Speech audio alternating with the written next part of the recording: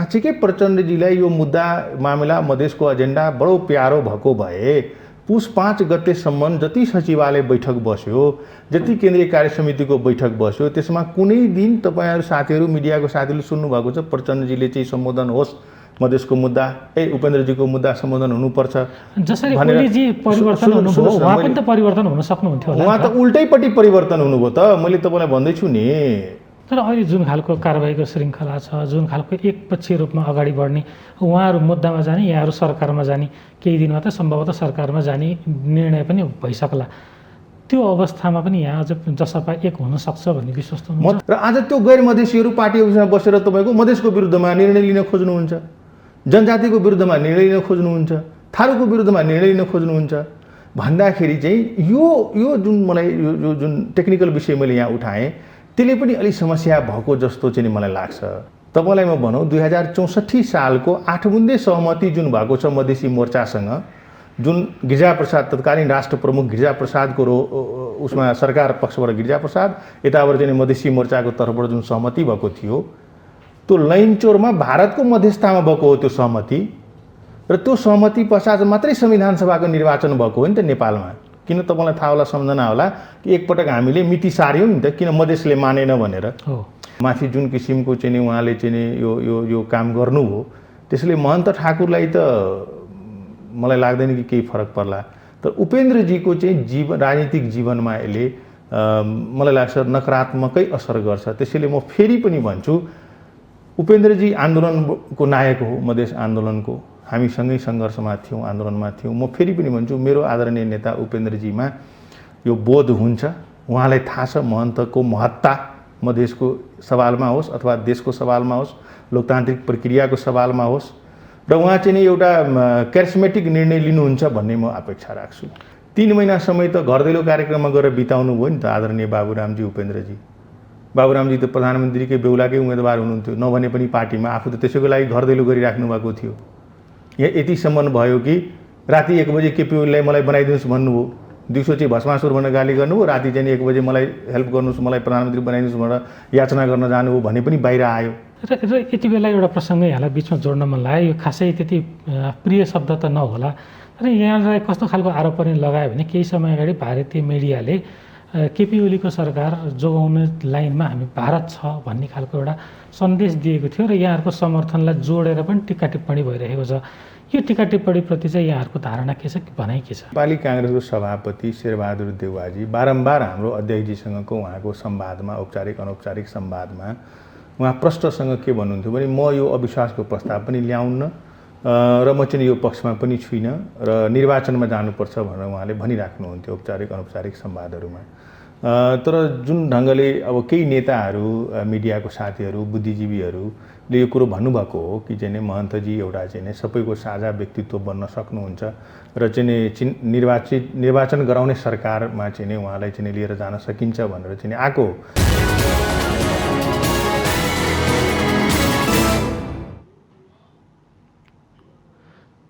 नमस्कार दर्शकबिन, स्वागत छ कार्यक्रम आजको सन्दर्भमा। म प्रताप दुलाल। दर्शकबिन, यति बेला नेपालको राजनीति जुन हिसाबले अघि बढिरहेको छ, यो अवस्थामा वास्तवमा अबको दिनमा कसरी अगाडि बढ्छ नेपालको राजनीति, समग्र राजनीति र यी गतिरोधबाट कसरी निकास आउँछ भन्न सक्ने अवस्था छैन। यसरी भन्न नसक्नेमा सत्तारूढ दल मात्र होइन, विपक्षी दलहरू पनि अन्यलको अवस्थामा छन्। तर पनि राजनीति आफ्नै दिशामा, आफ्नै गतिमा दौडिरहेको छ। अनि यस्तै गरी पार्टीहरूभित्र विशेष गरी सत्तारूढ दल नेकपा एमालेको आन्तरिक विवाद, जनता समाजवादी पार्टीको आन्तरिक विवादका विषयमा पनि जनचासो बढिरहेको छ। आज हामी यिनै विषयको सेरोफेरोमा रहेर छलफल गर्नेछौँ र यी विषयमा छलफल गर्नको लागि यति बेला हाम्रो स्टुडियोमा उपस्थित हुनुभएको छ जनता समाजवादी पार्टीका नेता डाक्टर सुरेन्द्र झा। आउनुहोस्, उहाँलाई स्वागत गरौँ। यहाँलाई स्वागत छ कार्यक्रममा। धन्यवाद। हजुर, यति बेला वास्तवमा हुन त हामीले जताबाट कुरा सुरु गरे पनि हुन्छ, समग्र राजनीति वास्तवमा यही सेरोफेरोमा कुदिरहेको छ। सत्ता केन्द्रित विवाद भनौँ या सत्ता केन्द्रित राजनीति, विशेष गरी यो जुन सत्ताको परिवर्तन हुने एउटा लहर र सत्ता जोगाउने एउटा अडान, यी दुईको रसाकसीकै सेरोफेरोमा नेपाली राजनीति गइरहेको छ। यी समग्र राजनीतिलाई यहाँ जनता समाजवादी पार्टीको एउटा जिम्मेवार नेताको हैसियतमा यहाँले चाहिँ कसरी मूल्याङ्कन गरिराख्नु भएको छ? अत्यन्तै दुःखद अवस्था हो जस्तो मलाई लाग्छ। किन भन्दाखेरि कोरोनाको कारणले गर्दाखेरि हामी आफन्तजन, परिवारजन र देशकै नागरिकहरू गुमाइराखेका छौँ र ठुलो तबकाको नागरिक चाहिँ कासबासकै समस्यामा छ। यो सन्दर्भमा हामीले सरकारको अनुभूति दिन सक्नु पर्दथ्यो।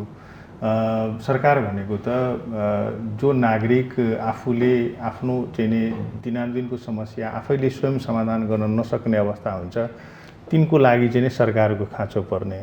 अर्कोतिर हाम्रो स्वास्थ्य क्षेत्रको चाहिँ अब हाम्रो क्यापेसिटी स्ट्रेङ्थनिङ गर्नेतिर हामी जानु पर्थ्यो।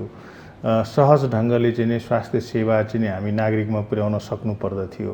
अहिले हाम्रो चाहिँ युद्धस्तरमा हाम्रो ध्यान चाहिँ त्यतातिर हुनुपर्ने हो। भ्याक्सिनेसन चाहिँ सम्पूर्ण नागरिकलाई कसरी त्यो भ्याक्सिनेसन चाहिँ प्रोसेसमा ल्याएर त्यो दिने त्यतातिर हाम्रो ध्यान नहुनुपर्ने थियो। तर दुर्भाग्य भन्छु म, हाम्रो यो ट्रान्जिसन फेजको नाममा गत 30 वर्षदेखि कहीँ न कहीँ चाहिँ राजनीतिक नेतृत्व चाहिँ चुकिराखेको छ, दलहरू चाहिँ चुकिराखेको छ। ठुलो असफलताको चाङमा हामी उभिराखेका छौँ। आर्थिक वृद्धि दर ऋणात्मक छ। ठुलो तबकाको चाहिँ तपाईँको युवा जनशक्ति चाहिँ विदेशिनु परेको छ।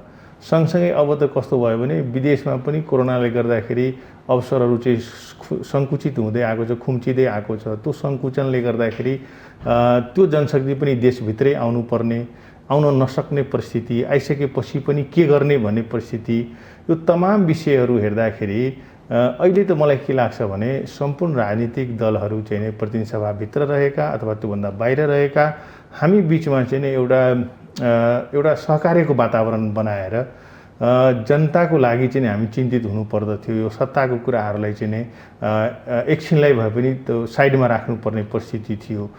तर त्यतातिर गएन। नेकपा पार्टी लगभग 2/3 नजिकको चाहिँ जनमत लिएर चाहिँ नेपाली जनताले पठायो र सिङ्गो नेकपा असफल भएको छ।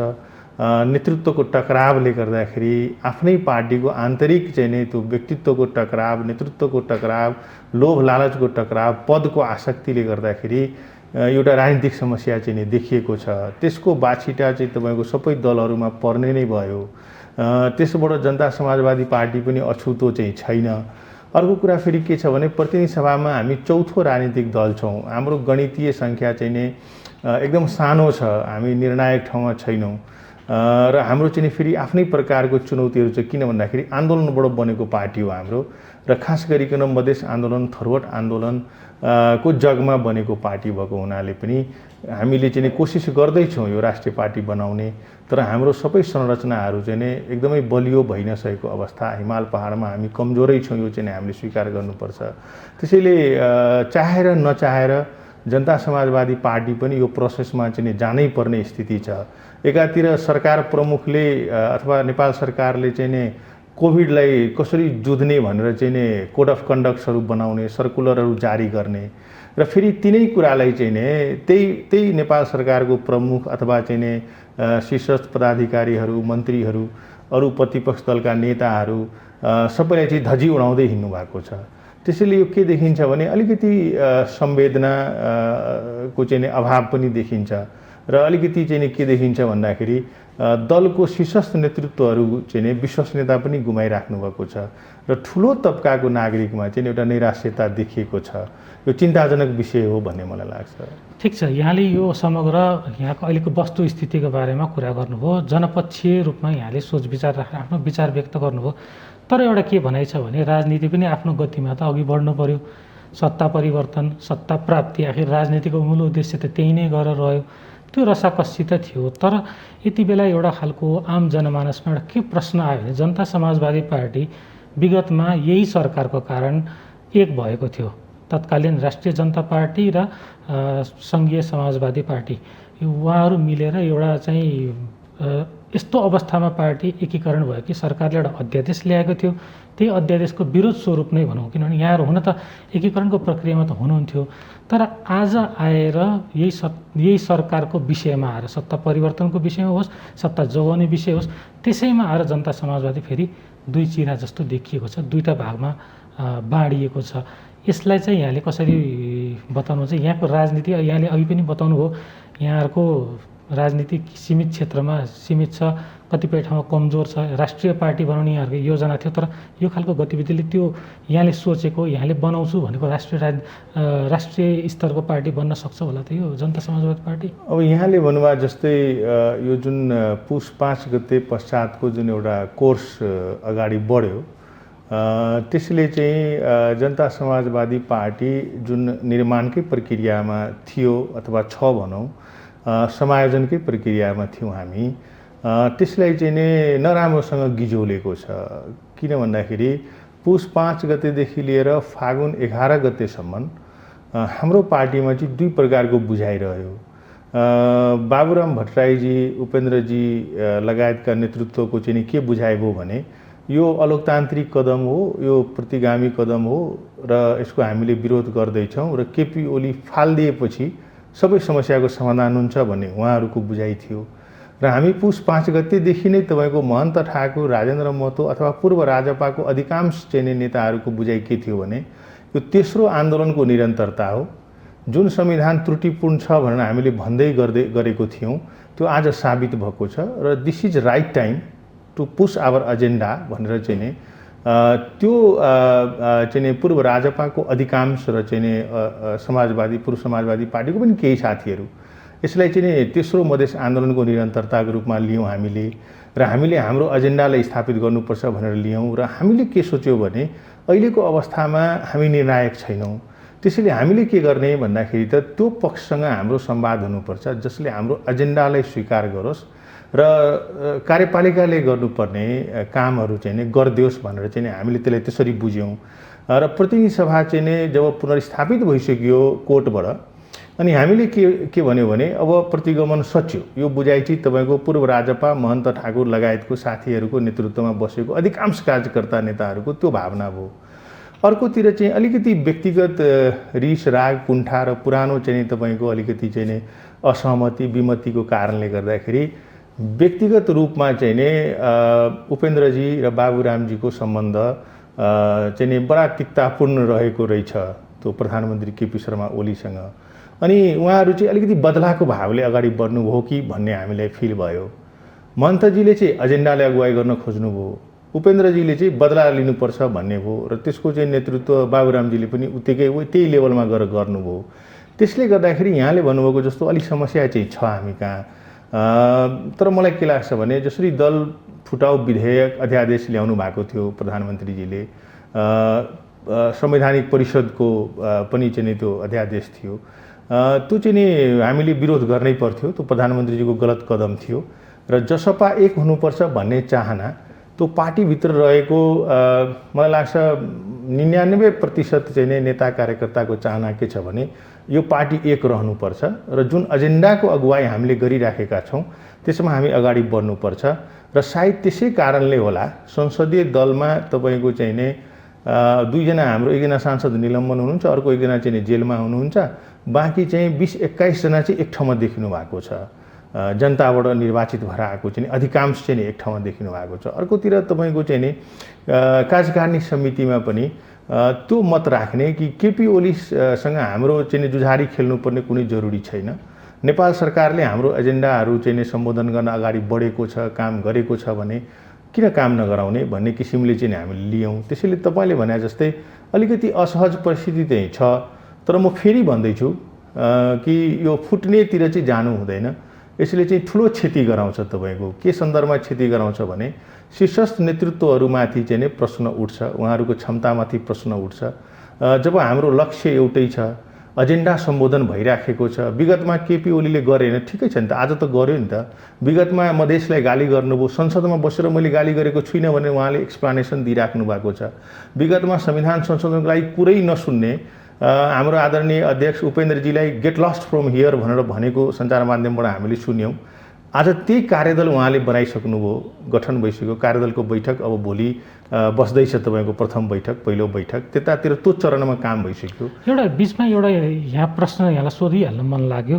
उपेन्द्रजीका केही नेताहरूसँग पनि मैले यहाँलाई जस्तै गरेर प्रश्न सोधेको थिएँ। उहाँले के भन्नुभएको थियो भने एजेन्डा हाम्रो यतिखेर हाम्रो पार्टीको एजेन्डा मूल कुरा होइन, राष्ट्रको एजेन्डा, संविधानको एजेन्डा ठुलो कुरा हो, संविधान अहिले जोगाउनुपर्छ। यो त हाम्रो मुद्दाहरू त जुनसुकै सरकारले गर्न सक्छ, हामी यतिका लागि प्रधानमन्त्री ओलीजीसँग किन मिल्नु पर्यो, उहाँले असंवैधानिक काम गरिसक्नु भएको छ, त्यस्तो कामलाई हामीले सही ठानेर हिजोको दिनमा विरोध गर्ने, हिजो किन विरोध गरेको त, आज आएर ती कुरा केही भएकै थिएन जस्तो गरेर त्यो सरकारमा सामेल हुँदा हाम्रो राजनीतिक नैतिकतामा प्रश्न उठ्दैन भन्ने खालको प्रश्न पनि यो त जो साथीभाइहरूले यो कोणबाट यहाँ कुरा राख्नुभयो उहाँहरूको बोलाइमै नैतिकताको प्रश्न त त्यहाँ पनि खडा हुन्छ। कसरी खडा हुन्छ भने केपी ओलीसँग सहकार्य त हाम्रो आदरणीय उपेन्द्र यादवजीले नै गर्नुभयो। 18-19 महिना मन्त्री बस्नुभयो। यति अपमानजनक ढङ्गले उहाँलाई चाहिँ केपी ओली बहिगमन गरे कि प्लेनमा चाहिँ विदेशमा उहाँ चाहिँ स्वास्थ्य मन्त्री भएर जानुभएको थियो। प्लेनमा फर्किँदाखेरि चाहिँ उहाँ कानुन मन्त्री बन्नुभयो। उहाँले चाहिँ त्यो संविधान संशोधनको एउटा ड्राफ्ट कमिटी बनाउन खोज्दाखेरि त्यस्तो अपमानित भाषा चाहिँ उहाँले सुन्नु परेको थियो। 18 महिनासम्म उहाँले त केही गरेको त हामीले सम्झना पनि छैन। कहिले पनि त्यो क्याबिनेटमा त्यो संविधान संशोधनको चर्चा पनि चलेन। अर्कोतिर फेरि यो संविधानप्रति त्यति मोह माया चाहिँ जाग्नुपर्ने स्थिति कमसेकम जसपा पार्टीको नेताहरूले राख्नु हुँदैन। किन राख्नु हुँदैन भन्दा यो त्रुटिपूर्ण छ भनेरै त्यत्रो तपाईँको चाहिँ 67 जना नागरिकको हत्या गराएको हो नि त। पुनर्लेखन गर्नुपर्छ भन्ने मान्छे त उपेन्द्रजी हुनुहुन्छ नि त। पुनर्लेखन भएन भने यसलाई स्वीकारै गर्न सकिँदैन, निर्वाचनमा जानै हुँदैन भनेर चाहिँ आन्दोलनको अगुवाई गरेको नेता त हाम्रो उपेन्द्रजी नै हो। मोर्चामा हामी हुँदाखेरि संविधानको केही बुँदामा होला नि असहमति, पुरै संविधानसँग वितृष्णता होइन होला। मैले तपाईँलाई त्यही भन्दैछु कि हामी त मध्यधारमा थियौँ। म तत्कालीन तराई मधेस लोकतान्त्रिक पार्टीको सहमहामन्त्री थिएँ। हामी त मध्यधारमा थियौँ कि यो संविधानमा नमिलेको कुराहरूलाई मिलाएर जाउँ, संशोधन आवश्यक छ केही धारा उपधाराहरूमा र यो अगाडि बढ्छ। तर उपेन्द्रजी त आउटराइटली पुनर्लेखनभन्दा अर्को विकल्पै छैन भन्ने नेता हो नि त उहाँ। त्यसैले उहाँले यो कुरो भन्दाखेरि त समस्या भयो नि त। अर्को कुरो म तपाईँलाई सम्झना दिलाउँ, विजय कुमार गच्छेदारजीले एकपटक के भन्नुभएको थियो भने देश पहिलो हो मेरो लागि, म देश त्यसपछि आउँछ भन्नुभयो। कुरा सुन्दाखेरि एकदम बडा राम्रो कुरा छ। तर आज विजय कुमार गच्छेदारजीको राजनीति कहाँ गएर टुङ्ग्यो भन्ने पनि हामीले हेर्नुपर्ने छ। अर्को यो त्रुटिपूर्ण संविधान निर्माण गर्ने त्यो ड्राफ्ट कमिटीको सभापति त बाबुराम भट्टराईजी नै हुनुहुन्थ्यो। आज मेरो पार्टीमा काम गरिराख्नु भएको छ र उहाँलाई हामीले 1 हप्ताको समय दिनुहोस्, उहाँले दिनु भएन। 3 दिनको समय दिनुहोस्, दिनु भएन। यो उत्कृष्ट संविधान बन्यो भनेर चाहिँ हस्ताक्षर गर्नुभयो। अर्को पार्टी खोल्नुभयो के भनेर भन्दाखेरि राजनीतिक द्वन्द्व सक्यो यो देशमा भनेर त्यो चलाउन सक्नु भएन। आज हामीसँग जोडिनु भएको छ। त त्यो बाबुरामजीसँग काम गरेको साथीहरू यो संविधान ठिक छ भनेर त भन्ने नैतिक दायित्व छ नि त उहाँहरूको। यो संविधान त्रुटिपूर्ण हो भनेर त उहाँ हिजो पनि भन्नुभएको थिएन, आज कसरी भन्न सक्नुहुन्छ? त्यसैले उहाँले भनेको त्यो आधा गिलास पानी त बिक्री भएन नि त। उहाँ त पहाडमै पनि त सिङ्गलै हुनुहुन्छ नि त। त्यो पनि उहाँलाई जिताउँदाखेरि त्यो नेपाली काङ्ग्रेसले पुरा एडीचोटीको बल लगाएर उहाँलाई जिताइदिएको हो नि। त्यो काङ्ग्रेससँग पनि उहाँले चाहिँ त्यो हार्दिकता पनि राख्न सक्नु भएन। परिस्थिति त यो छ नि। त्यसैले त्यो कोणको साथीहरूले यो संविधान जोगाउनुपर्छ भन्दाखेरि त हामीलाई कुनै आपत्ति छैन। हामीले संविधान चाहिँ नजोगियोस् भन्न खोजेको होइन। खालि के मात्रै भन्न खोजेको हुँ भने निर्माण गर्दाखेरि यिनै नेताहरूले निर्माण गरेका हुन्। चाहे त्यो नेपाली काङ्ग्रेस होस्, चाहे त्यो माओवादी केन्द्र होस्, चाहे अहिलेको नेकपा एमालेको शीर्ष नेतृत्व होस्, माधवजी होस्। यहाँले यो बिचमा एउटा प्रश्न सोधिहाल्न मन लाग्यो, अलिक जटिल प्रश्न पनि होला, यहाँले कसरी उत्तर दिनुहुन्छ आफूले गर्नुहोला। वास्तवमा हिजोको दिनमा मधेसका मुद्दामा वास्तवमा यहाँहरूको विषयमा कुनै मतभेद छैन। जब नयाँ शक्तिबाट आउनुभएका बाबुराम लगायतका नेताहरू यो पार्टीमा आइसकेपछि यहाँहरूमा अलिकति फुट आएको हो, किन त्यसपछि अलिक कित्ताकाट हुने, बहुमत अल्पमतको कुरा अलिक बढी आएको हो, त्यस्तो यहाँले महसुस गर्नुभएको छ? मैले यो यसमा 2-3वटा कुराले काम गरेको छ। जसपा पार्टीको अहिलेको जुन चुनौती छ, अहिले जुन उकुस मुकुस छ, त्यसको चाहिँ 2-3वटा पर्सपेक्टिभ छ जस्तो मलाई लाग्छ। यो मेरो व्यक्तिगत विचार हो, यसलाई पार्टीसँग नजोडिदिनु होला। एउटा त के भन्दाखेरि त्यहाँ लोकतान्त्रिक आन्दोलनबाट आएको चाहिँ नि ठुलो तबका छ जसको नेतृत्व महन्त ठाकुरजीले गरिराख्नु भएको छ। विभेदबाट मुक्त हुनुपर्छ भन्ने राजनीतिक 30 वर्षदेखि लडाइँ लडेको तबका छ र त्यो लोकतान्त्रिक तबका हो जसको नेतृत्व चाहिँ राजेन्द्र महतो, अनिल झा जस्तो नेताहरूले गरिराख्नु भएको छ। र अघि मैले भने शरद सिंह भण्डारी र महन्तजीहरूले लोकतान्त्रिक धारको नेतृत्व गरिराख्नु भएको छ। अर्कोतिर तपाईँको र्याडिकल कम्युनिस्ट फरक मत आउने बित्तिकै दाउरा चिरा जस्तो मान्छे चिर्नुपर्छ भन्ने आन्दोलनको नेतृत्व गरेको बाबुरामजी हुनुहुन्छ त्यहाँनिर। अब पार्टीमा त उहाँको अनुहार हेरेर जनमत त भएको छैन नि त हाम्रो पार्टीको। उहाँको अनुहार हेरेर पाउने मत भनेको उहाँको कन्स्टिट्युएन्सीको मात्रै हो। उहाँ एकमुखी हुनुहुन्छ। अहिलेको जनमत भनेको त त्यो राजेन्द्र महतो, महन्त ठाकुर, उपेन्द्रजीको अनुहार हेरेर आएको हो नि त। त्यसैले अब उपेन्द्रजी पनि तपाईँको चाहिँ लेफ्टको स्कुलिङबाट आउनुभएको नेता हो। हुन त टिभीमा उहाँले कम्युनिस्टलाई तथानाम अहिले आलोचना गर्नुहुन्छ, तर उहाँ पनि त्यो स्कुलिङबाट आउनुभएको छ। त्यसैले मैले देख्दाखेरि एउटा चाहिँ के छ भने स्कुलिङको पनि अलिकति काम गर्ने प्रक्रिया स्कुलिङमा चाहिँ समस्या देखियो। किन पार्टी एकीकरण गर्दाखेरि हामीले समानताको आधारमा गऱ्यौँ, अहिले त्यसलाई अल्पमत बहुमतमा लिएर जानुभयो। हुँदाहुँदै यतिसम्म भयो कि पार्टीको पहिलो अध्यक्ष जसको अनुहार हेरेर त्यो जनमत सिर्जना भएको छ, महन्त ठाकुरलाई कारबाही गरिदिनु भयो भने यो किसिमको विचारधारा क्रियाकलाप चाहिँ डेमोक्रेट पार्टीहरूमा हुँदैन। त्यो हाम्रो लागि अचम्मको विषय भयो। यो किन भयो भन्दाखेरि यसको अगुवाई, यो विचारधाराको अगुवाई चाहिँ नि यो बाबुरामजी जस्तो मान्छेहरूले गर्छ, ढोङ्गी मान्छेहरूले गर्छ, अवसरवादी मान्छेहरूले गर्छ। आफू फिरन्ते हुनुहुन्छ, जुन पार्टीमा उहाँले लामो समय काम गर्नुभयो त्यसलाई तिलाञ्जली दिनुभयो, सिद्धान्त नै तिलाञ्जली दिनुभयो। अर्को पार्टी खोल्नुभयो, राजनीतिक द्वन्द्व सक्यो भनिदिनु भयो, फेरि मधेसलाई गिज्याउनु भयो। थारू मधेसी जनजातिले त्यो संविधानमा उल्लेख गरेरै विभेद गर्नु एउटा प्रमुख व्यक्ति उहाँ पात्र हुनुहुन्छ। अहिले जहाँनिर आउनुभयो उहाँलाई यो बोध छैन कि यो पार्टीमा म चाहिँ नै एउटा अल्फा भन्छ कि तपाईँको रिसर्चमा एरर प्रतिशत मात्रै हो उहाँ। तर उहाँको चाहना के थियो? यो 32 जना सांसदको अगुवाई गरेर तपाईँको भाँड भैलो मचाएर म चाहिँ यो अवसरमा प्रधानमन्त्री बनिहाल्छु कि भन्ने चाहनाले च्याके थापेर उहाँले काम गर्नुभयो।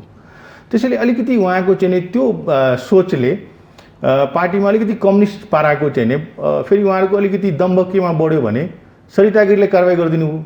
सिधो कसैले बोलेन। को मान्छेले लिएर आउनुभयो, किन ल्याउनु भयो? नेपाली जनतालाई जगजाहेर छ। लुम्बिनीमा चाहिँ 4 जना सांसदलाई कारबाही गरिदिनु भयो। महन्त ठाकुरजीको त्यसमा भूमिका थिएन, तर हामीले त्यसलाई मुद्दा लडेर हामीले त्यसलाई त्यो साथीहरूले फेरि जोगायौँ। अब उहाँहरूले हुँदाहुँदै महन्त ठाकुरलाई कारबाही गरिदिनु भयो भन्दाखेरि त यसले के देखायो भने कम्युनिस्टको जुन पर्सपेक्टिभ हुन्छ, नेतृत्वमा प्रश्न गर्ने बित्तिकै नेतृत्वलाई सिध्यायो भनेर उसलाई घाँटी नै रेट्नुपर्छ भन्ने किसिमको स्कुलिङबाट आएको चाहिँ यो कल्चर त्यहाँ देखियो। त्यसैले यो एउटा स्कुलिङको समस्या हो। दोस्रो समस्या चाहिँ के भइदियो भने पुरानो पार्टीहरूमा त्यो अतिरिक्त आत्मा चाहिँ फेरि ती गरेर झुन्डिँदो रहेछ। जस्तै अत्याधिक प्रचण्ड मोह चाहिँ किन हुनु पर्यो त्यो पार्टीमा विगतमा काम गरेको साथीहरूको? म यहाँ बसिरहेको छु, मैले शेरबहादुरको चिन्ता गरेर हुन्छ? मेरो त स्कुलिङ त काङ्ग्रेस हो, अनि मैले चाहिँ यहाँ बसेर चाहिँ शेरबहादुरको लागि रोइलो गरेँ भने, चिन्ता गरेँ भने त मेरो पार्टी जसपा त बन्दैन नि। त्यसैले पार्टी चाहिँ एक भयो, तर पुरानो ठाउँहरूसँगको चाहिँ सान्निध्यता, इन्फ्लुएन्स त्यसले पनि असर गर्यो। तेस्रो महत्त्वपूर्ण विषय के भयो भने जसपा पार्टी जुन आधारमा स्थापित छ, मधेस आन्दोलनको, मधेसको जनमतको आधारमा, र त्यो आन्दोलनसँग सम्बन्धित जुन दायित्वहरू छ त्यसलाई चाहिँ औन गरिदिएन। मधेसको मत लिएर चाहिँ गैर मधेसीलाई सांसद बनाइदिनु भयो उपेन्द्र यादवजी, र आज त्यो गैर मधेसीहरू पार्टी अफिसमा बसेर तपाईँको मधेसको विरुद्धमा निर्णय लिन खोज्नुहुन्छ, जनजातिको विरुद्धमा निर्णय लिन खोज्नुहुन्छ, थारूको विरुद्धमा निर्णय लिन खोज्नुहुन्छ भन्दाखेरि चाहिँ यो जुन मलाई यो जुन टेक्निकल विषय मैले यहाँ उठाएँ त्यसले पनि अलिक समस्या भएको जस्तो चाहिँ मलाई लाग्छ। जस्तो केही दिन अगाडि वास्तवमा उपेन्द्र यादवजी र महन्त ठाकुरजी एउटा वार्तामा बस्नु, उहाँहरू बिचमा एउटा सहमति पनि बन्यो। अब हामी आफ्नै नेतृत्वमा सरकार पाए सरकारमा जाने नत्र नजाने। तर 2 दिनपछिको जुन राजनीतिक घटनाक्रम भयो त्यसपछि फेरि आफ्नै बाटोमा लाग्यो।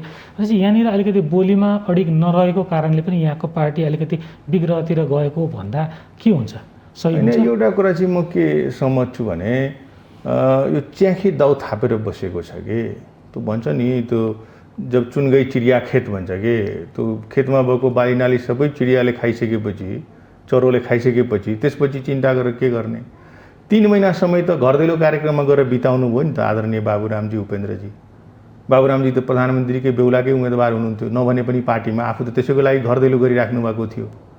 यहाँ यतिसम्म भयो कि राति 1 बजे केपी ओलीलाई मलाई बनाइदिनुहोस् भन्नुभयो, दिउँसो चाहिँ भस्मासुर भनेर गाली गर्नुभयो, राति चाहिँ 1 बजे मलाई हेल्प गर्नुहोस्, मलाई प्रधानमन्त्री बनाइदिनुहोस् भनेर याचना गर्न जानुभयो भने पनि बाहिर आयो। उपेन्द्रजीको बुइँ चढेर उहाँले यो सबै काम गर्नुभयो। 3 महिना त त्यसै बित्यो नि त, लगभग 3 महिना समय त बित्यो नि त। त्यसैले जसपा पार्टी आफैमा पनि त एक ढिका रहन सकेन नि। त्यसपछि जुन तपाईँले त्यो 8 बुँदे सहमति भन्नुभयो 2 अध्यक्षको बिचमा, त्यो 8 बुँदे सहमति गर्दाखेरि पनि त्यो सहमतिमा कहीँ तपाईँले उल्लेखित देख्नुभयो कि माननीय महन्त ठाकुरजीको नेतृत्वमा जसपा पार्टीले सरकार निर्माण गर्छ भन्ने कहीँ सुन्नु? त्यो भाषा अमुक थियो, त्यो लेखिएको थिएन। भनेको के थियो भन्दाखेरि यो पनि एउटा च्याखे दाउ जस्तै भयो कि चाहिँ नि यसको लागि पनि फेरि महन्त ठाकुरजीले त्यो पार्टीभित्र चाहिँ बस्दाखेरि फेरि त्यही साथीभाइको चाहिँ तपाईँको चाहिँ अनुनय विनय गर्नुपर्ने स्थिति आओस् अथवा एउटा दाउ जस्तै थियो। अर्को कुरा तपाईँको चाहिँ त्यो नेपाली काङ्ग्रेस अथवा माओवादी केन्द्रसँग वार्ता संवाद सम्झौताहरू गर्दाखेरि पार्टीमा सल्लाहै नगरिकन आदरणीय उपेन्द्रजीले सिग्नेचर गर्नुभयो। जसरी उहाँले भन्नुभयो कि हामीलाई सल्लाह नगरिकन कार्यदल कसरी बन्यो भनेर भन्नुभयो, त्यो कार्यदल त मुद्दा सम्बोधनको लागि थियो। पटक पटक महन्तजीले यसमा नाम दिनुहोस् भन्दाखेरि उहाँले थप्नु भएन, जनतालाई जगजाहेर छ। तर उहाँहरू त सत्तारोहणको लागि त्यो गठबन्धन गर्नुभयो, त्यसमा चाहिँ हामीले भन्दै भन्नु भएन, पहिलो अध्यक्षलाई थाहै भएन नम्बर 1। त्यसैले त्यो जुन सहमति किन टिकेन भन्दाखेरि त्यो सहमतिमा पनि अझै तपाईँको केही न केही हिडेन कुराहरू चाहिँ नेतृत्वमा थियो। र मैले भनौँ एक त हाम्रो चाहिँ नि त्यो जुन गणितीय सङ्ख्या छ त्यसमा दाबी गर्न मिल्दैन। सत्ताको खेलमा हामी जानै हुँदैन, किन अहिले यो अवसर हो, आफ्नो काम गराउनुहोस्। प्रचण्डजी, शेरबहादुरजी, केपी ओलीजी मिलेर यो समस्या बनाउनु भएको हो। हामीलाई चाहिँ नि नोम्यान्स ल्यान्डमा लिएर जानुभयो। राष्ट्रवादीको खोल ओरेर केपी ओलीले हामीलाई त्यहाँसम्म धकेले। अहिले पाल्की चढाएर चाहिँ उहाँहरूले लिएर आउनुभयो। काठमाडौँमा चाहिँ तपाईँ पनि राष्ट्रवादी हो भनेर सर्टिफिकेट दिने स्थिति त छ नि त। मधेस आन्दोलनले उहाँले स्वीकार गर्नुभयो नि त। संविधान त्रुटिपूर्ण छ भनेर स्वीकार गर्नुभयो त। अध्यादेश जारी गर्नुभयो त नागरिकता सम्बन्धी। हाम्रो साथीभाइको मुद्दा फिर्ता लिनुभयो त। भन्दाखेरि त मान्छेमा परिवर्तन आउन सक्छ नि त, चाहे त्यो परिस्थितिले ल्याइदिएको परिवर्तन होस् अथवा स्वस्फूर्त मनोभावले चाहिँ त्यो परिवर्तन आओस्। भन्दाखेरि यो बेलामा बाबुरामप्रति मेरो त्यति आशा छैन, आसक्ति पनि छैन, किन उहाँसँग काम पनि गरेको छैन, उहाँलाई मधेससँग कुनै मतलब पनि छैन। उहाँले त हिजोकै ट्विटले हेर्नु भएको छ, तपाईँहरू कति आपत्तिजनक भाषा शैली प्रयोग गर्नुभएको छ। पूर्व प्रधानमन्त्री 67-68 वर्षको नेता, पिएचडी गरेको मान्छेले त शोभा दिँदैन, त्यो कृत्य काम गर्ने, घरदैलो कार्यक्रम गर्ने शोभा नै दिँदैन। एकदम अस्थिर व्यक्ति हो उहाँ। तर उपेन्द्रजीले त यो कुरो बुझ्नु पर्थ्यो जस्तो मलाई लाग्छ। त्यसैले अलिकति चाहिँ पार्टीमा चुनौती छ। र अझै पनि मैले बोल्दै गर्दाखेरि म के भन्छु भने पार्टी एक ढिका भएर अगाडि बढोस्। उपेन्द्रजीले चाहिँ यो कुरो बुझ्नुपर्छ। उपेन्द्रजीको त भनौँ न जित भएको छ नि त उहाँको। 18-19 महिना उहाँले गर्न नसकेको काम आज उहाँको पार्टीको नेतृत्वमा भइराखेको छ, उहाँको नेतृत्वमा भइराखेको छ। त्यसलाई उहाँले ग्रहण गर्नु पर्यो नि त। सरकारमा जाने सवाल छ। आजसम्म महन्तजीको नेतृत्वको चाहिँ टिम त सरकारमा गएको छैन। सरकारमा जाँदाखेरि पनि हामीले के भनेको थियौँ भने महन्तजीले बारम्बार भनेको विषय के हो भने मिडियादेखि लिएर बैठकमा कि पार्टीले निर्णय गरोस् न, जाने भए जानुस्, नजाने भए नजानुस्। त्यो त खुला थियो नि त। त्यसको लागि बसेर छलफल गर्नु पर्थ्यो। त्यसैले मलाई के लाग्छ भने यो मिल्नुपर्छ र यो कारणले अलिकति समस्या देखिएको हो। ठिक छ, हाम्रो संवाद जारी नै रहनेछ। दर्शक पनि यति बेला कार्यक्रममा पालो भएको छ विश्रामपछि हामी आउने नै छौँ। हामीसँग रहनुहोला।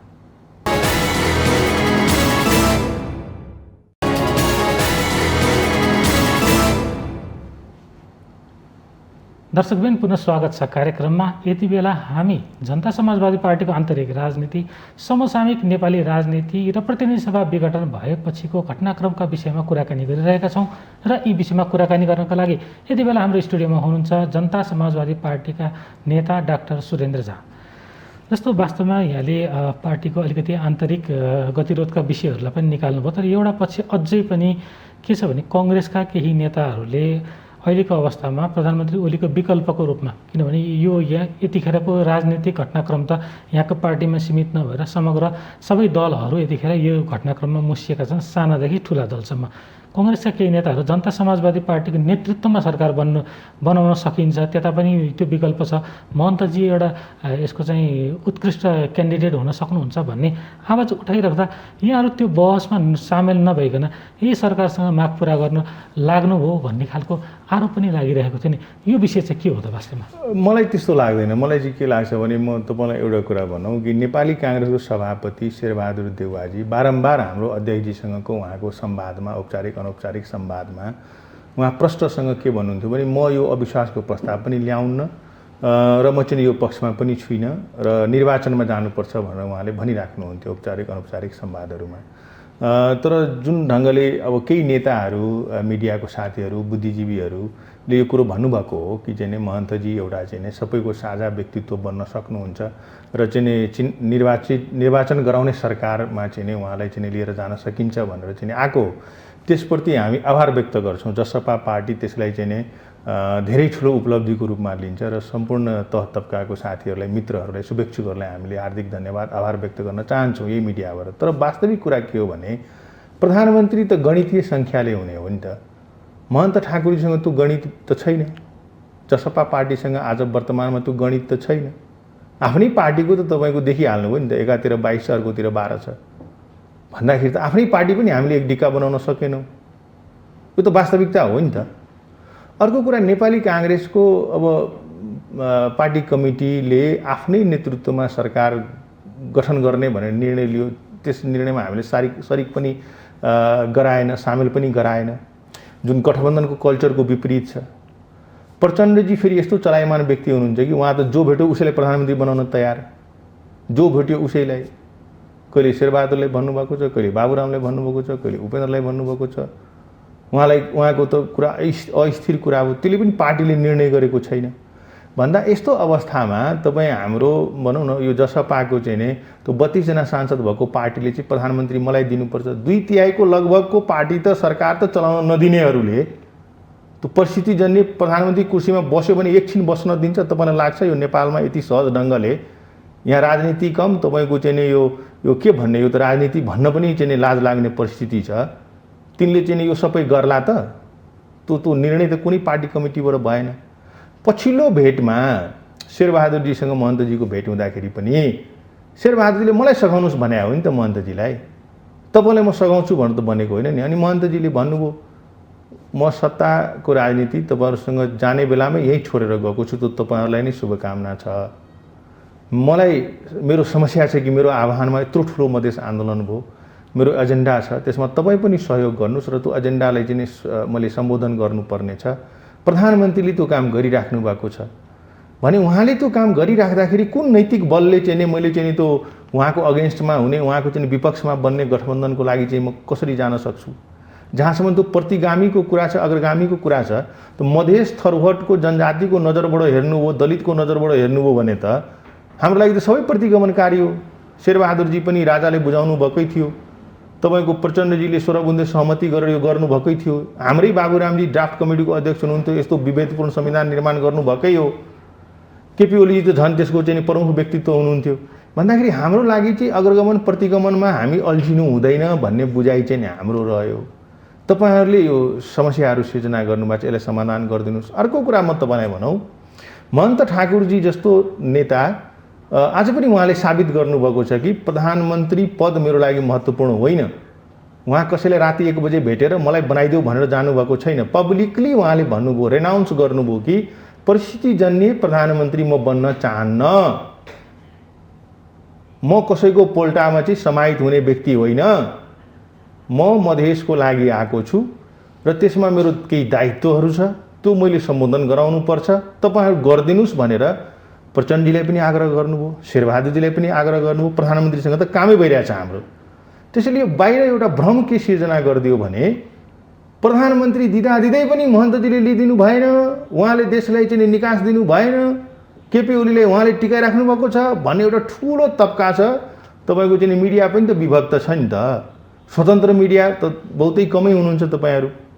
त्यसैले त्यो किसिमको एउटा हल्ला हाउजी फिजाइराखेको छ, जुन सरासर तपाईँको चाहिँ कपोकल्पित निराधार हो, यसमा कुनै चाहिँ दम छैन। यो एउटा प्रश्न यतिखेर कस्तो खालको पनि आइरहेको छ जनता समाजवादी पार्टीसँग, विशेष गरी यहाँहरूको खेमासँग भने यी सबै मुद्दाहरू जति केपी शर्मा ओलीले यहाँहरूको मुद्दाहरू सम्बोधन गर्नुभयो, नयाँ बन्ने सरकारले पनि गर्न सक्थ्यो।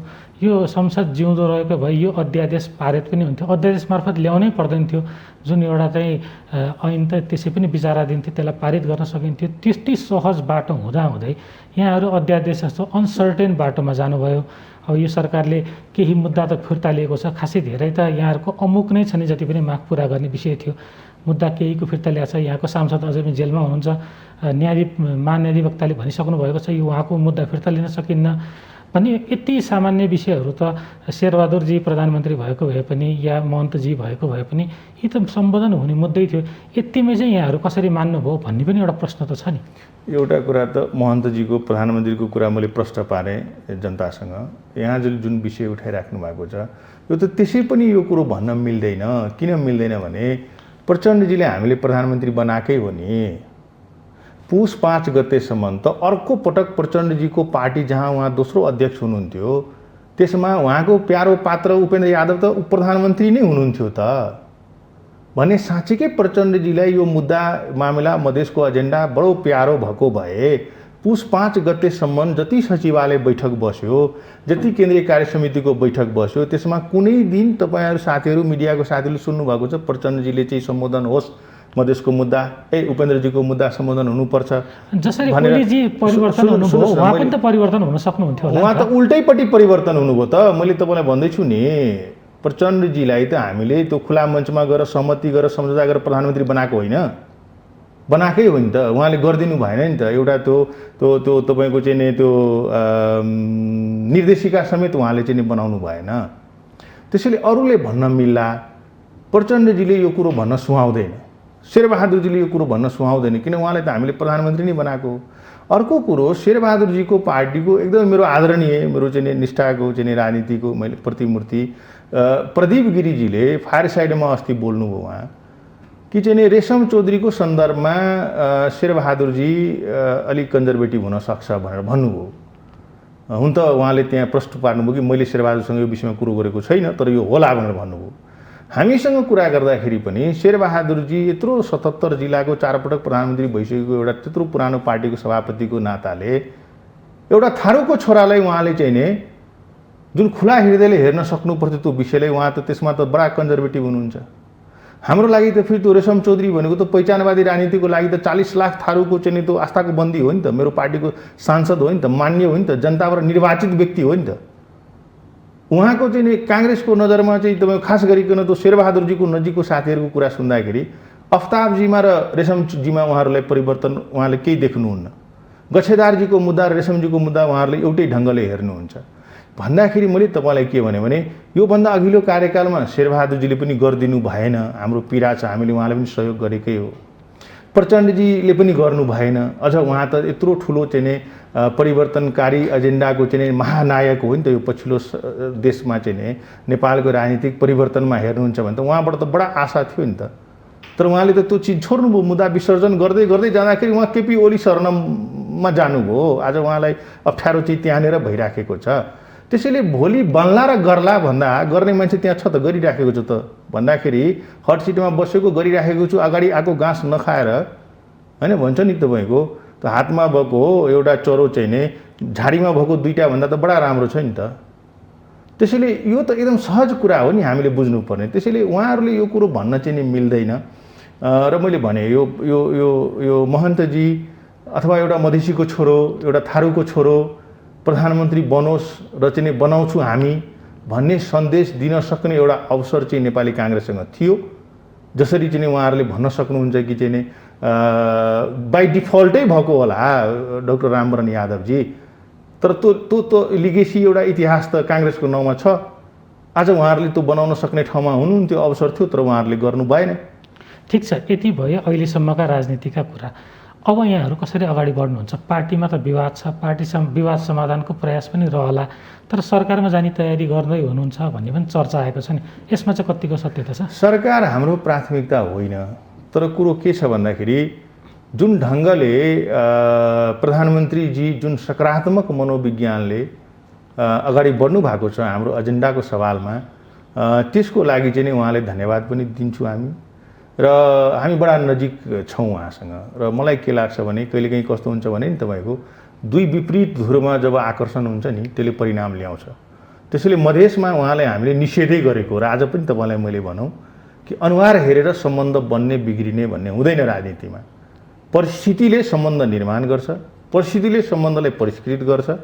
र आज महन्तजीको र केपी ओलीको केमिस्ट्री चाहिँ डक्ट्रिन अफ नेसेसिटी को चाहिँ आवश्यकताको सिद्धान्त अनुसार उहाँहरू एक ठाउँमा आउनुभएको छ।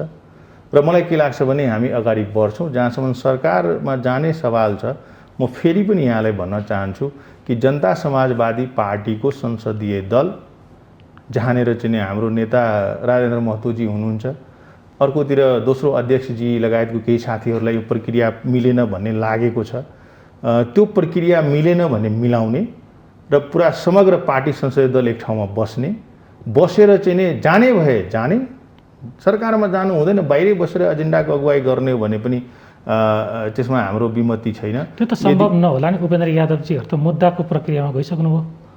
मैले फेरि भन्दैछु यो हास्यास्पद विषय छ।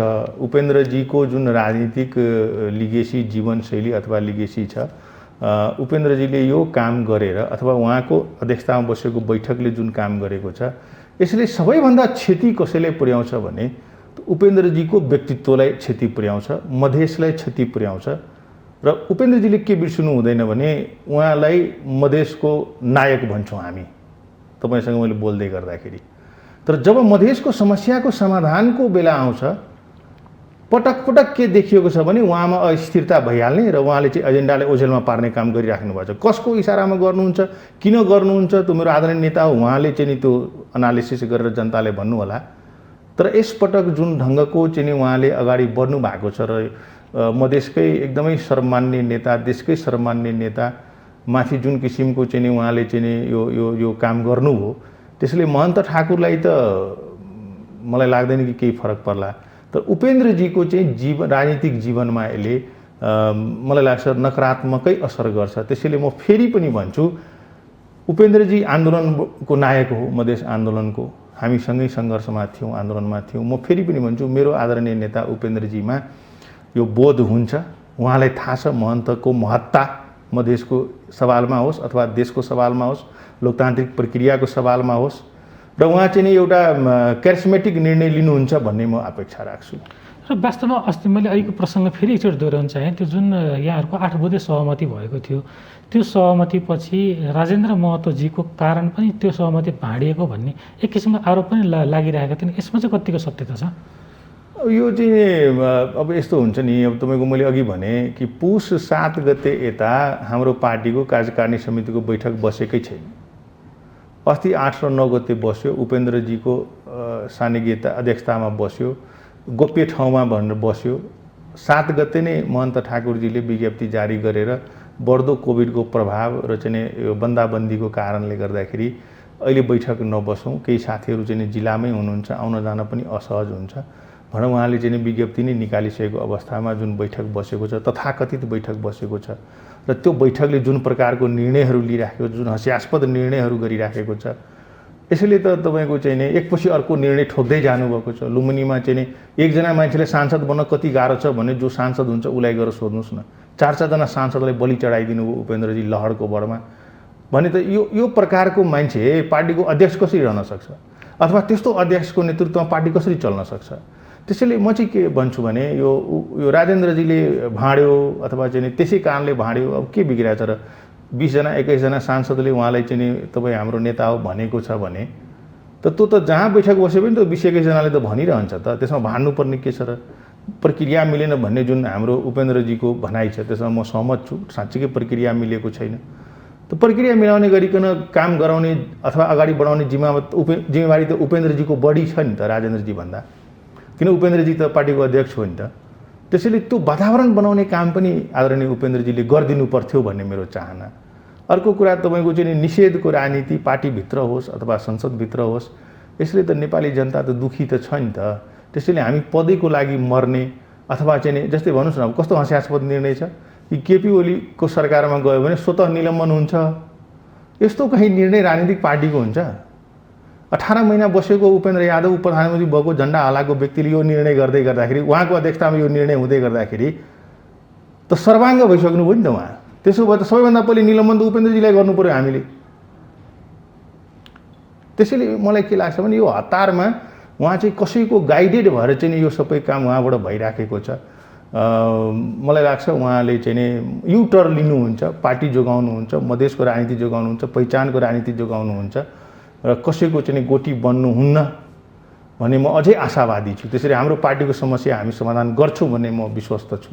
तर अहिले जुन खालको कारबाहीको श्रृङ्खला छ, जुन खालको एकपक्षीय रूपमा अगाडि बढ्ने, उहाँहरू मुद्दामा जाने, यहाँहरू सरकारमा जाने, केही दिनमा त सम्भवतः सरकारमा जाने निर्णय पनि भइसक्ला। त्यो अवस्थामा पनि यहाँ अझ जसपा एक हुनसक्छ भन्ने विश्वास हुन्छ? म तपाईँलाई एउटा कुरा भनौँ कि सरकारको यात्रा हामी यति डिले गरेको कारण आदरणीय महन्त ठाकुरजी सरकारको यात्रा यति पछाडि सार्दै जानुभएको छ। त्यसको एउटा महत्त्वपूर्ण ध्येय के छ भने महन्तजीले जसरी पनि जसपा एकीकृत भएर अगाडि बढोस् भन्ने नै उहाँको चाहना छ। यतिसम्म म भनौँ कि त्यो 8 बुँदे सहमति गर्दाखेरि पनि आदरणीय हाम्रो नेताजीले नजिकको साथीभाइले पनि सल्लाह गर्नु भएन। उपेन्द्रजीले जे भन्नुभयो उहाँ मानेर त्यो बाहिर निकाल्नुभयो भनेको उहाँको चाहना त हामी देख्न सक्छौँ नि त। महन्त ठाकुरजी केपी ओलीजी दौतरी होला, उमेर मिल्ला, बुढाबुढाको गफ हुन सक्छ, चिया खान सक्नु होला, तर यो त डाइरेक्ट प्रत्यक्ष तपाईँको चाहिँ मधेसी आदिवासी जनजाति अथवा भनौँ न उपनिवेशीकरणको शिकार भएको नागरिकको पक्षमा कुनै फैसला भइरहेछ भने त महन्तजीले त गर्नुपर्ने नै त्यही त हो नि त। लोकतन्त्र त्यसैको लागि हो नि त। त्यसैले यो पार्टी चाहिँ नि हाम्रो नफुटोस्, हामी जस्तो सुकै निर्णय गरे पनि सँगै निर्णय गरौँ। अर्को कुरा मैले तपाईँलाई भनौँ कि उपेन्द्रजी पनि त त्यही गरिराख्नु भएको छ नि त। त्यो अर्कोतिर म मन्त्री बन्छु भनेर यो सबै गर्नुभएको छ नि त। शेरबहादुरको पछि लागेर उपेन्द्रजीले कहिल्यै पब्लिक स्टेटमेन्ट दिनुभएको छ यो गठबन्धनको सरकार बन्यो भने जसपा पार्टी सरकारमा जाँदैन, म मन्त्री बन्दिनँ भनेर कहिले सुन्नुभएको छ, निर्णय आएको छ भन्दाखेरि उपेन्द्रजी पनि त त्यही मन्त्रीको लागि गरेको भने त दुनियाँलाई जगजाहेर छ। जबकि हामीले चाहिँ नि केपी ओलीजीलाई बारम्बार भन्नुभएको छ हाम्रो आदरणीय नेताहरूले कि सरकार हाम्रो प्राथमिकता होइन, हातखुट्टा बाँधिदिनु भएको छ, मिनिमम काम नगरुन्जेल हामी तपाईँसँग सहकार्य गर्न सक्दैनौँ है भनेर बारम्बार भनिराख्नु भएको छ। र यति बेला एउटा प्रसङ्ग यहाँलाई बिचमा जोड्न मन लाग्यो। यो खासै त्यति प्रिय शब्द त नहोला, तर यहाँलाई कस्तो खालको आरोप पनि लगायो भने केही समय अगाडि भारतीय मिडियाले केपी ओलीको सरकार जोगाउने लाइनमा हामी भारत छ भन्ने खालको एउटा सन्देश दिएको थियो र यहाँहरूको समर्थनलाई जोडेर पनि टिक्का टिप्पणी भइरहेको छ। यो टिक्का टिप्पणीप्रति चाहिँ यहाँहरूको धारणा के छ, भनाइ के छ? एउटा विषय त म के भनौँ भने भारत बहुत बडा विशाल देश छ। हेर्नुहोस्, त्यहाँ चाहिँ नि त्यो वर्ल्डको चाहिँ नि लार्जेस्ट डेमोक्रेसी भएको देश हो। त्यहाँ मिडियाहरू चाहिँ नि बडा स्वतन्त्र छ र त्यत्रो विशाल देशमा हजारौँ लाखौँ चाहिँ नि तपाईँको प्रिन्ट मिडिया, इलेक्ट्रोनिक मिडिया भएको ठाउँमा कुन सम्पादकले कहिले के लेख्छ, के बोल्छ, त्यो उहाँहरूको त्यो व्यक्तिगत स्वतन्त्रता होला। मुखपत्रले लेखेको भनिन्छ त्यसलाई चाहिँ। अनि सरकारी मुखपत्र हुने हो भने त कि त्यो दूरदर्शनले भन्न सक्नु पर्यो होइन। त्यो सरकारको पत्रिकाले भनेको हाम्रो जस्तो गोर्खापत्र त्यहाँ छैन, तपाईँले हेर्नु होला। त्यसैले मलाई के लाग्छ भने त्यो विचारको स्वतन्त्रता भएको देशमा कसैले कुनै कुरो भनेको होला हाम्रो देशलाई हेरेर, त्यो व्यक्तिको विचार हुनसक्छ अथवा त्यो संस्थाको विचार हुनसक्छ। तर त्यसै कारणले गर्दाखेरि केपी ओली यहाँ बस्नु पर्यो भनेर यदि कुरा कसैले गर्छ भने यो त ओपन सिक्रेट छ नि नेपाली जनताको सामुन्नेमा कि हाम्रो चाहिँ नि उत्तरकै छिमेकी देशकै हाम्रो चाहिँ नि राजदूताशाही भए घरदैलो कार्यक्रम गर्नुभयो, चुनाव गरे जस्तै गर्नुभयो, घर घर जानुभयो, राति 12-11 बजेसम्म मान्छेलाई भेट्नुभयो। त यो उसको भनौँ न त्यो राजदूतको दोष भन्दा हाम्रो देशको नेताहरूको दोष हो नि त। जस्तै भारतीय राजदूतावासको चाहिँ एम्बेसडर जो हुनुहुन्छ यहाँ, उहाँ चाहिँ नि अब त्यस्तो गरेको त अहिले छैन पछिल्लो समयमा। यदि उहाँले पनि त्यो काम गर्छ भने त्यसको दोष चाहिँ दूतावासमा काम गर्ने कर्मचारीलाई दिने कि आफ्नो देशको नेतालाई दिने अथवा आफ्नो देशको पार्टीलाई दिने? प्रचण्डजीले भने होइन मेरो नेतृत्वमा सरकार बन्यो भने चाहिँ त्यो भारतको लागि कम्फोर्टेबल सरकार बन्छ। अनि यो चाहिँ बिर्सिने नेपाली मानसपटलले अहिले तत्कालै बिर्सिहाल्ने। यो चाहिँ किन भनेको प्रचण्डले? कसले भन्न लगायो प्रचण्डलाई? कुन आधारमा उहाँले भन्नुभयो भन्ने त प्रश्न उठ्छ नि त। त्यसैले के छ भने यो मलाई के लाग्छ भने यो तपाईँको चाहिँ नि यो इन्फेरिटी कम्प्लेक्स भएपछि आफूले गर्न नसकेपछि आफ्नो अक्षमता लुकाउनलाई चाहिँ कुनै न कसैको चाहिँ नि तपाईँको आड लिने, दोष दिने, आफू चाहिँ केही नगर्ने। अनि त्यो भनाइ आउनु, यहाँहरू पहिला विचार नमिलेको पार्टी फेरि ओलीजीसँग नजिक हुनु, त्यो घटनाक्रम मिल्दाखेरि उहाँहरूको भनाइले अलि बल पुगेको पनि हो कि? सुन्नुहोस् न, हाम्रो पार्टीको एजेन्डा अमेरिकासँग मिलेर, चाइनासँग मिलेर, भारतसँग मिलेर, जोसँगै मिलेर, जोसुकैसँग मिलेर सम्बोधन हुने त होइन नि। त्यसको सम्बोधन त नेपाल सरकारले नै गर्ने हो भने नेपाल सरकारको प्रधानमन्त्री जो छ उसैसँग नै संवाद गर्ने हो। र उहाँले त्यो काम गरिराख्नु भएको छ भने भारतले भनेर मेरो काम हुँदैछ, नगर है, भारतले भनेर मेरो काम गराउनु हुँदैन भनेर चाहिँ हामी घरमा बस्ने त अनि? तपाईँलाई म भनौँ 2064 सालको 8 बुँदे सहमति जुन भएको छ मधेसी मोर्चासँग, जुन गिरिजाप्रसाद तत्कालीन राष्ट्र प्रमुख गिरिजाप्रसादको उसमा सरकार पक्षबाट गिरिजाप्रसाद, यताबाट चाहिँ मधेसी मोर्चाको तर्फबाट जुन सहमति भएको थियो, त्यो लैनचोरमा भारतको मध्यस्थतामा भएको हो त्यो सहमति। र त्यो सहमति पश्चात मात्रै संविधान सभाको निर्वाचन भएको हो नि त नेपालमा। किन तपाईँलाई थाहा होला, सम्झना होला कि एकपटक हामीले मिति सार्यौँ नि त, किन मधेसले मानेन भनेर भन्दाखेरि भारतले चाहिँ त्रिभुवनलाई जोगाउन हुने, भारतले चाहिँ यहाँ 46 सालको आन्दोलनमा चाहिँ तपाईँको लोकतन्त्र ल्याउन हुने, प्रजातन्त्र ल्याउन हुने, 62 सालमा चाहिँ करण सिंह आएर यहाँ चाहिँ समस्या समाधान गर्न हुने, अनि मधेसको एजेन्डा सम्बोधन भयो भनेर भारतले केही गरी त्यसको सद्भाव राखिदियो भने त्यो यस्तो हाउबुजी किन गर्नुपर्ने, अथवा यसले चाहिँ कलाई घाटा अथवा नाफा पुर्याउँछ। त्यसैले यो के छ भने अलिकति यो भारतसँग नसक्ने, अनि त्यो मनोविज्ञानले चाहिँ नजिक चाहिँ मधेसीलाई देख्छ अनि यो विखण्डनवादी हो, यो देशद्रोही हो भनेर भन्ने। फेरि देशद्रोहीको भन्दाखेरि देखिराख्नु भएको छ, लिपुले कसले बेचेको छ, कर्णाली कसले बेचेको छ, कोशी कसले बेचेको छ, थाहा छ त नेपाली जनतालाई। त्यसैले यो के छ भने निरीहलाई अझ बढी निरीहताको चाहिँ नै उ गरेर थापथलो गरेर जनताको मनोविज्ञानलाई डाइभर्ट गर्नलाई यस्तो कुराहरू बोल्ने चलन छ। त्यसैले पनि सायद मलाई के लाग्छ भने हाम्रो नेपाली राजनीतिको एउटा यो चाहिँ एकदमै नकारात्मक पक्ष हो जस्तो मलाई लाग्छ। यस्तो गर्नु हुँदैन। हस् डाक्टर साहब, यहाँको महत्त्वपूर्ण समय र संवादको लागि यहाँलाई धेरै धेरै धन्यवाद। विचार राख्ने अवसर दिनुभयो, धन्यवाद।